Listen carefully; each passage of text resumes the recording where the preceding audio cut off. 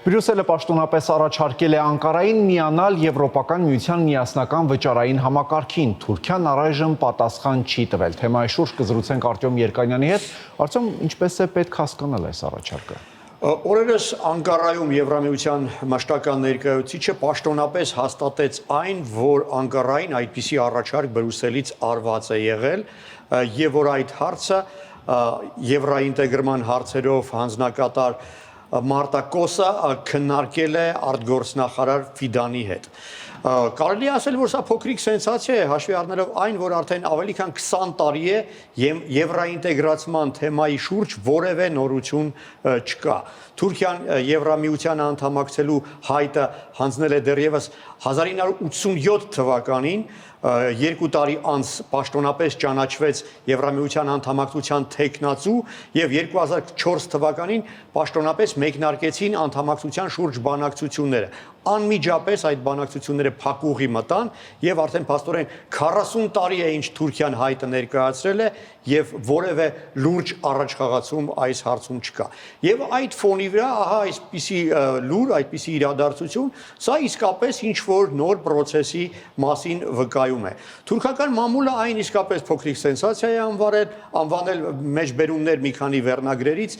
հերթական քայլը Եվրամիության անդամակցությանը,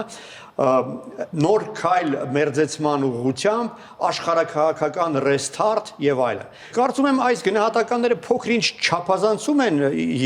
երևույթի մասշտաբը, բայց ամեն դեպքում սա կարևոր երևույթ է, որը ինչ որ բանի մասին իսկապես վկայում է։ Թուրքիան առայժմ չի պատասխանել եւ առայժմ նույնիսկ պաշտոնապես չի էլ հաստատել այն, որ այդ առաջարկը ստացել է։ Հաստատումը եղել է Եվրոպայի կողմից։ Իսկ ինչ է ենթադրում վճարային համակարգի միանալը։ Այստեղ պարզաբան եմ, խոսքը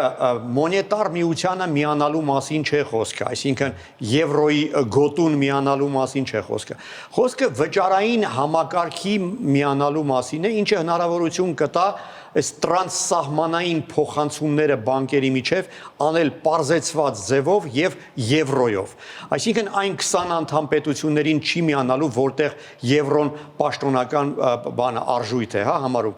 Դա եւս չափազանց կարևոր է եւ լուրջ խթան կհանդիսանա մասնավորապես եվրոինտեգրացիայի համար, օրինակ վերջին պետությունները, որոնք միացել էին այդ վճարային համակարգին, դա Ալբանիան է, Չեռնոգորիան եւ Մակեդոնիան, որոնց տնտեսությունը անմիջապես նկատեց դա իր վրա եւ փաստորեն լուրջ ազդակ եղավ տնտեսության զարգացման համար։ Եվրամիությունը մնում է Թուրքիայի թիվ 1 առևտրային գործընկերը, ավելի քան 210 միլիարդ եվրոյի ապրանքաշրջանառություն կա Եվրամիության անդամ պետությունների եւ Թուրքիայի միջև եւ կարծում եմ Թուրքիան իսկապես շատ կշահի այդ համակարգին, վճարային համակարգին միանալուց։ Բայց մինչև այդ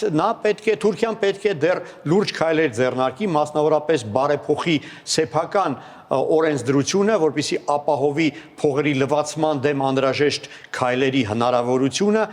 եւ նաեւ անձնական տվյալների պաշտպանության մասին օրենքը եւս պետք է փոփոխվի եւ ավելի հստակ երաշխիքներ ունենան եվրոպացիները։ Արտոմ, իսկ Թուրքիայի միանալը համակարգին որքանով է բխում Հայաստանի շահերից։ Նոր հետաքրքիր երևույթ է նկատվում։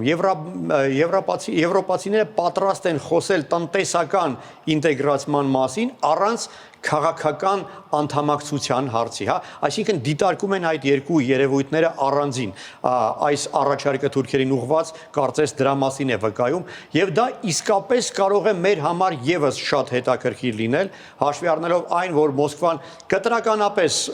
դեմ է Հայաստանի Եվրամիության անդամակցությանը, բայց տնտեսական ինտեգրացիան Եվրամիության հետ հաշվել է հավանաբար եւ կարծում եմ ավելի թեթև է նայում այդ հեռանկարին։ Այդ իմաստով Հայաստանի արչեւ դա եւս հետաքրքիր հեռանկար է բացում,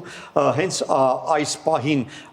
Մարտա Կոսը Երևանում է եւ ես գրեթե վստահ եմ, որ այդ հարցը տրվել է նաեւ իրեն, արդյոք Հայաստանը կարող է Թուրքիայից հետո հաջորդ պետությունը լինել, որը կկարողանա հավակնել այդ միասնական միության վճարային համակարգին անդամակցելու եւ եթե Թուրքիային հաջողվի, ապա մենք կարողանանք վերլուծելով Թուրքիայի փորձը հասկանալ թե ինչ քայլեր եւ ինչ հերթականությամբ է պետք կատարել այդ համակարգին միանալու համար։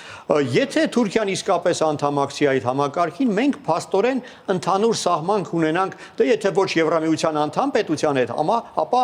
առնվազն վճարային համակարգի մեջ մտնող պետության հետ, ինչը եւս հնարավորություն է մեզ համար, հաշվի առնելով այն, որ կարծես թե շուտով ուրվագծվում է Թուրքիայի հետ տնտեսական ինչ որ նոր հարաբերությունների սկիզբը, սահմանի բացման մասին է խոսք գնում։ Այդ իմաստով Թուրքիայի հնարավորությունները եւ ընդհանուր սահմանը այդ վճարային համակարգի հետ մեզ համար, մեր տնտեսության համար նույնպես կարող է հետաքրքիր լինել։ Շնորհակալություն։